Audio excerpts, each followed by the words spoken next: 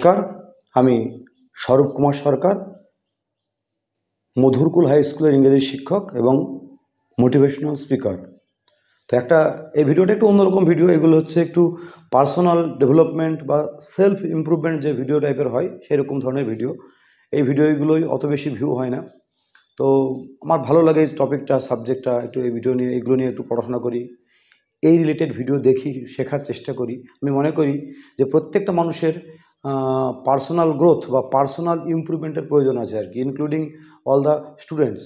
Daily যদি কোনো মানুষ 1% ইমপ্রুভমেন্ট করে তার নিজের ফিল্ডে আর কি, তাহলে 365 দিনে সে কিন্তু 365% ইমপ্রুভমেন্ট করে।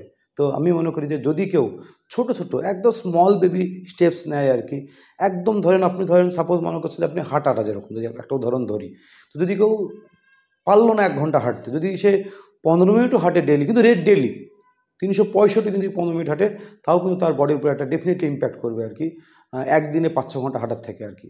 তো আমি বলি যে মানুষের জীবনের, বিশেষ করে স্টুডেন্টদের ক্ষেত্রে, যে কোনো বয়সের স্টুডেন্ট সে হতে পারে আর কি, যে কোনো ক্লাসে পড়া স্টুডেন্ট হতে পারে আর কি, যে কোনো চাকরির পরীক্ষা, যে কোনো প্রিপারেশন হতে পারে, তার জীবনে কতগুলো ফ্যাক্টর কাজ করে।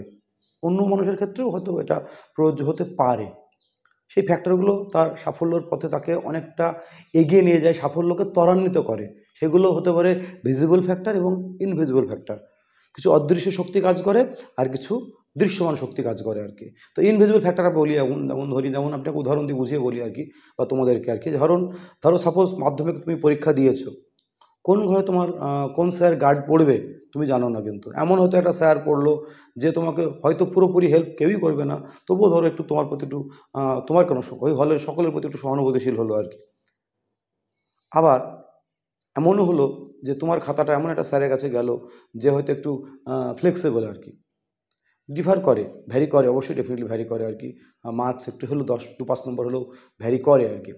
আবার এমন হতে পারে ইন্টারভিউ বোর্ডে তুমি গেছো আর কি, অনেক সময় ইউপিএসসি বা বিশেষজ্ঞ পরীক্ষায় পাশ করার পর ইন্টারভিউ হয়তো বোর্ড হয়েছে, হয়তো 8-10টা বোর্ড হয়েছে বা এসএসসি পরীক্ষার পর আর কি।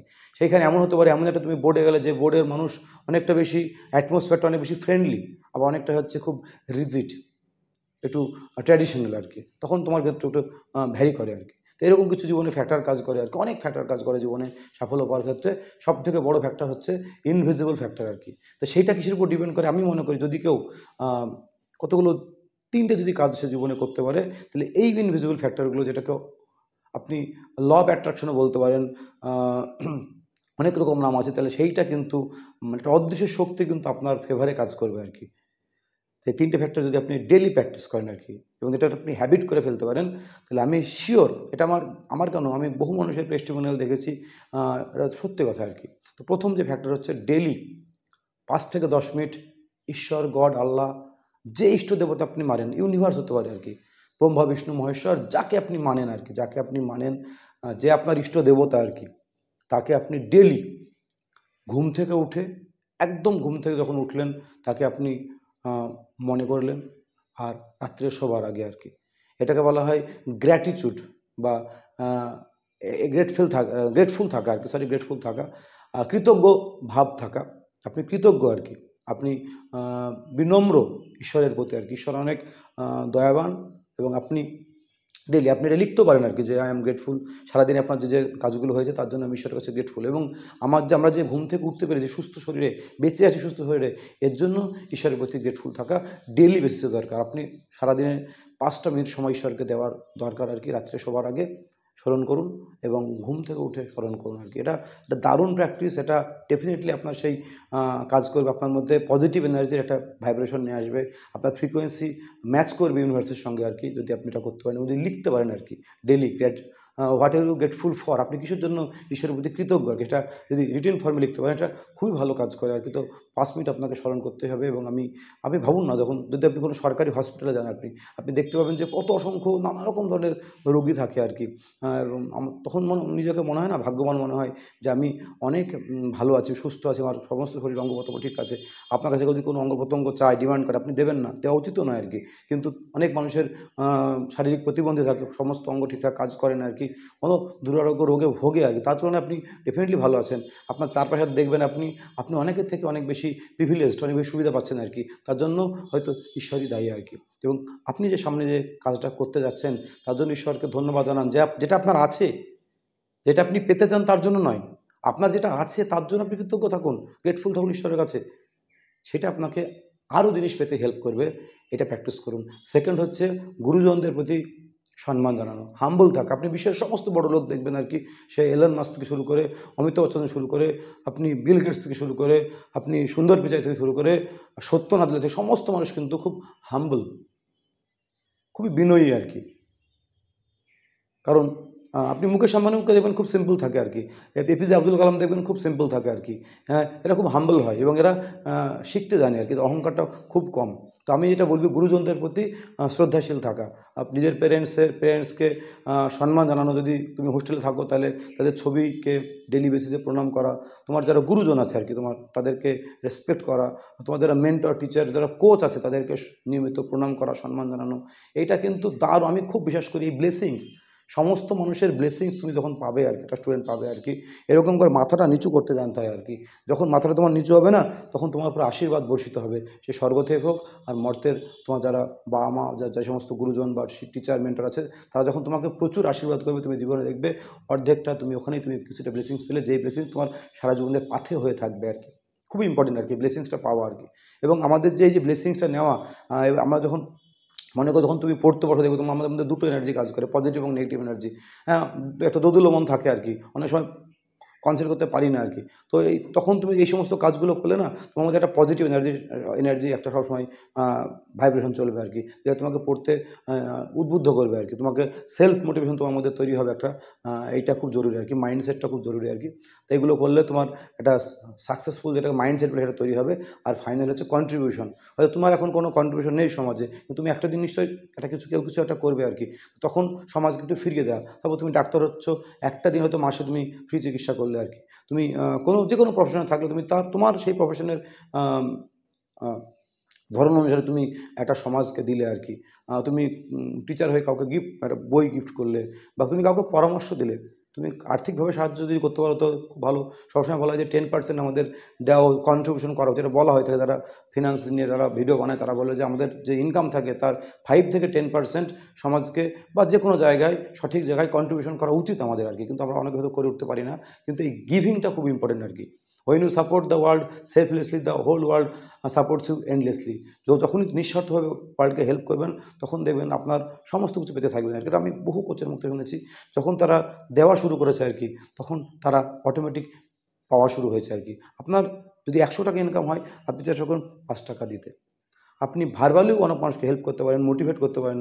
আপনার কথা দিয়ে, ভালো ব্যবহার দিয়ে আপনি মানুষকে অনেকভাবে সাহায্য করতে পারেন আর কি। তো 3টে ফ্যাক্টর কী বললাম?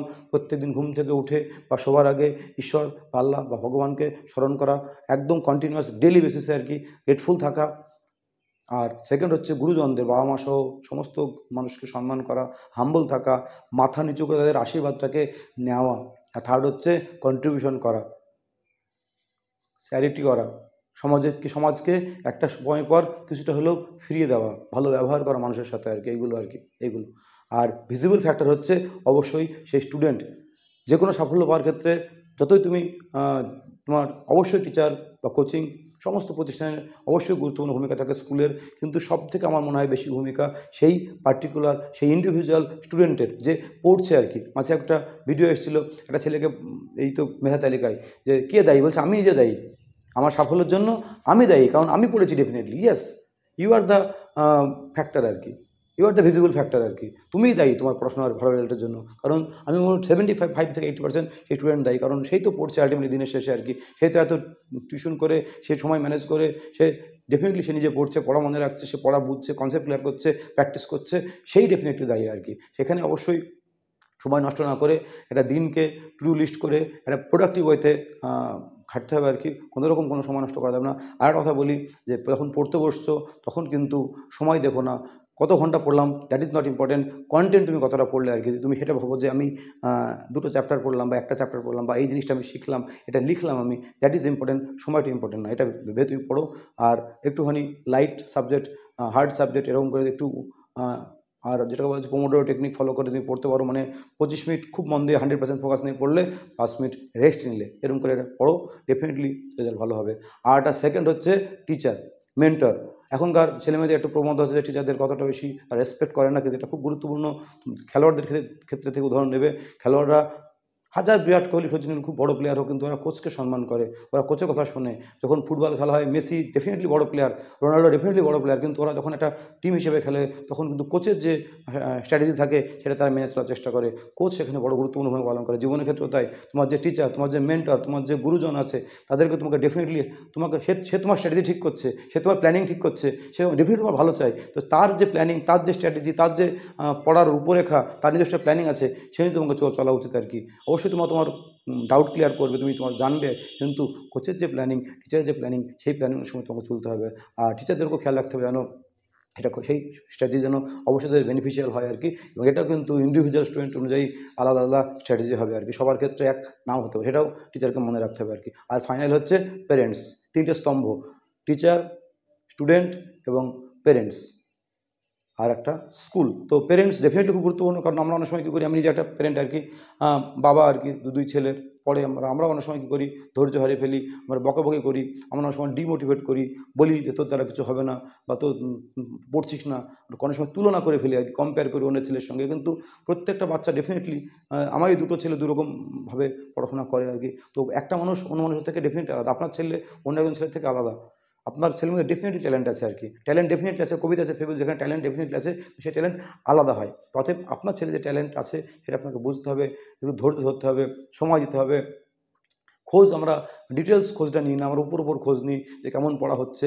আমরা অনেক সময় আমরা বলি অনেক সময় যে না, আমরা তো সমস্ত টিউশন দিয়েছি, আমরা পয়সা খরচ করেছি, কিন্তু একদম গভীরে গিয়ে খোঁজ নেওয়া, তার সঙ্গে একাত্ম হয়ে খোঁজ নেওয়া, সে সত্যি কথাটা পড়ছে, তার সাবজেক্টগুলোকে জানা বোঝা, এটা অনেক সময় করে উঠতে পারি না। ভাবুন তো, আপনার যখন সন্তান হয় তখন কত আপনি আনন্দিত হন, হসপিটালে যখন ছেলে বা মেয়ে হয়, যাই হোক না কেন, আপনি মিষ্টি বিলি করেন, কিন্তু সেই ছেলে যখন মাধ্যমিক উচ্চ মাধ্যমিক দেয়, তখন কিন্তু ততটা আমরা অতটা ডিপে গিয়ে খোঁজ নিই না আর কি, তার পড়াশোনার খোঁজ নিই না, আমরা জাস্ট উপর একটা সুপারফিশিয়াল একটা খোঁজ নিই আর কি। এটার থেকে বেরিয়ে এসে যদি একটু পিঠ চাপড়ে দেওয়া যায়, একটু শাবাশি দেওয়া যায়, একটু কোনো অনেক সময় দেখবেন আপনার ছেলে ভেঙে পড়ছে আর কি, কোনো কারণে হয়তো পাচ্ছে না আর কি, যারা কম্পিটিটিভ এক্সামস দেয় তারা বারবার পরীক্ষা দেয়, একই জিনিস ব্যর্থ হয়, আবার উঠে দাঁড়ায়, আবার ব্যর্থ হয়, আবার উঠে দাঁড়ায় আর কি, এরকমই তো হয় চাকরির পরীক্ষাগুলো আর কি। তখন কিন্তু সাপোর্ট, বাবা মা সাপোর্ট, সব থেকে বড় সাপোর্ট। আপনি দেখবেন বড় যারা খেলোয়াড়, তারা বলে যে আমার বাবা মা আমাকে অনেক হেল্প করেছে, আমার কোচ আমাকে হেল্প করেছে, তারা আমাকে, আমার পরিবার, বিশেষ করে পরিবারের কথা বারবার বলে, পরিবার আমাকে সবসময় সাপোর্ট করে, যারা একটু অন্য পথে চলে আর কি, যারা ট্র্যাডিশনাল পথে চলে না, একটু জীবনে অন্য কিছু করে, যে জীবনে বড় অ্যাচিভমেন্ট করে, কিন্তু এই প্রাথমিক পর্যায়ের সময় তাদের বাবা মা তাদের বড় সাপোর্ট থাকে। যে কোনো আপনি সফল মানুষ দেখবেন, ওই যে যখন তারা তৈরি করছে নিজেকে আর কি, তখন সেই বিশ্বাসটা, সে আপনি অলক পর্যন্ত শুরু করে যতগুলো আপনার হচ্ছে, যারা সফল ইউটিউবার থেকে এরকম করে, যারা স্টার্ট আপ করছে, যারা এন্টারপ্রেনার হচ্ছে আর কি, জানি তারা প্রত্যেকে কিন্তু পরিবার থেকে সাপোর্ট করেছে আর কি। তো সেইখানে বাবা মা, পরিবারের সাপোর্ট একটা খুবই গুরুত্বপূর্ণ।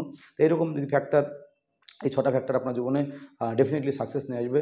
তো আমি ভিজিবল ফ্যাক্টর যেটা হলো স্টুডেন্ট নিজে, তার মেন্টর, টিচার, গুরুজন বা কোচ যারা আছে সে, আর ফাইনালি হচ্ছে তার পেরেন্টস, পরিবার। আর পরিবারের পরিবেশ খুবই গুরুত্বপূর্ণ, একটা এনভায়রনমেন্ট, একটা ভালো ছেলেকে ডেফিনেটলি একটা ভালো জায়গায় নিয়ে যায়। তো বাড়ির পরিবেশটা এমন হওয়া দরকার যেটা যেন পরিবেশ বান্ধব হয়, মানে পড়ার ক্ষেত্রে যেন সহায়ক হয় আর কি। বাড়িতে সেরকম একটা পরিবেশ বাড়িতে তৈরি করতে পারে, ডেফিনেটলি যেটা মিশনে যেরকম থাকে, বিভিন্ন রামকৃষ্ণ মিশনে বা আলমেন মিশনে, এরকম মিশনে যে পড়ার একটা সুন্দর একটা পরিবেশ থাকে, সেই পরিবেশ বাড়িতে হয়তো 100% হবে না, তবু যতটা সম্ভব সেই পরিবেশ দেওয়ার চেষ্টা করতে হবে। বাড়িতে একটা বইয়ের বা যেখানে পড়বে ছাত্র, তার একটা আলাদা ঘর দরকার, সেখানে একটা চেয়ার টেবিল থাকা দরকার। এগুলো কিন্তু অনেকটা, খুব ছোট হলেও একটা গুরুত্বপূর্ণ ভূমিকা পালন করে আর কি। এইভাবে যদি কেউ ভাবে আর কি, তাহলে ভিজিবল এবং ইনভিজিবল ফ্যাক্টর ডেফিনেটলি তার সাফল্য পাওয়ার ক্ষেত্রে তার অবশ্যই সে আস্তে আস্তে এগিয়ে যাবে আর কি। আর একটা হচ্ছে রেগুলার বেসিসে পড়তে হবে, কিন্তু পড়াটা একটা সাধনা বলে মনে করি আর কি, এটা সাধনা। তো অল্প করে রেগুলার কিন্তু কনসিস্টেন্টলি পড়ে যেতে হবে আর কি। আজকে পড়লাম কালকে বা এরকম না, ডেলি যদি কেউ 2-3 ঘন্টা সেলফ স্টাডি করে, তাহলেও তাই কিন্তু সে আস্তে আস্তে এগিয়ে যাবে। আর ইনভিজিবল ফ্যাক্টর তোমাকে হেল্প করবে, অর্থাৎ তোমার নিজের পরিশ্রম আর তোমার ইনভিজিবল ফ্যাক্টর, যে তুমি ডেফিনেটলি তোমার জীবনে যে কোনো সফল পাবে। আর নিজের উপরে কনফিডেন্সটা রাখবে, 100% বিলিফ রাখবে যে আমি পারবো আর কি, I can, yes I can. তো এইটা রোজ বলবে নিজেকে, নিজেকে রোজ সেলফ মোটিভেশন খুব গুরুত্বপূর্ণ আর কি। রোজ নিজেকে অ্যাফার্মেশন করবে যে আমি কেন পারবো না, হোয়াই নট। অন্যের হয়তো 24 ঘন্টা সময়, তোমারও 24 ঘন্টা সময়, অতএব কেন পারবো না, এই প্রশ্ন নিজেকে করবে, নিজেকে ডেলি মোটিভেট করবে, নিজেকে মোটিভেট করবে, আর ঈশ্বরের প্রতি 100% সমর্পণ করবে, যেটা গীতা বলে যে কৃষ্ণকে একদম সম্পূর্ণ সমর্পণ করে দাও আর কি ঈশ্বরের প্রতি আর কি। আর তোমার কাজ তুমি করে যাও। এই মনু ভাকের সব থেকে তার বড় উদাহরণ আর কি, যিনি অলিম্পিকে 2টো ব্রোঞ্জ নিয়ে আসলেন এই প্যারিস অলিম্পিকে। তার কথা যদি তুমি শোনো, সেও একই কথা বলেছে যে আমি আমার কাজ করে গেছি, আর সমস্ত সমর্পণ আমি উপরওয়ালার উপর করেছি আর কি। সেরকম তুমিও ফলো করো, ডেফিনেটলি সাফল্য আসবে। আর এরকম ভিডিও বানাই, আরও ক্লাসের ভিডিও বানাবো। তো প্লিজ আমার চ্যানেলকে প্লিজ লাইক করো, শেয়ার করো, কমেন্ট করো, আর চ্যানেলটাকে প্লিজ সাবস্ক্রাইব করো। ধন্যবাদ, ভালো থেকো তোমরা। তোমাদের সাফল্য যদি আসে, তোমরা, আমি বিশ্বাস করি যে প্রত্যেকটা মানুষ সফলতার অধিকার, শুধু তাকে একটু স্মার্ট ওয়ার্ক করা শিখতে হবে আর কি। তাহলে ডেফিনেটলি তার যে কোনো ফিল্ডে সাফল্য আসবে, এটা আমি 100% বিশ্বাস করি। আর তার ল অফ অ্যাট্রাকশন, ইউনিভার্স তাকে হেল্প করবে যখন তার অ্যাকশন পার্টটা স্ট্রং হবে। ধন্যবাদ, ভালো থাকবেন।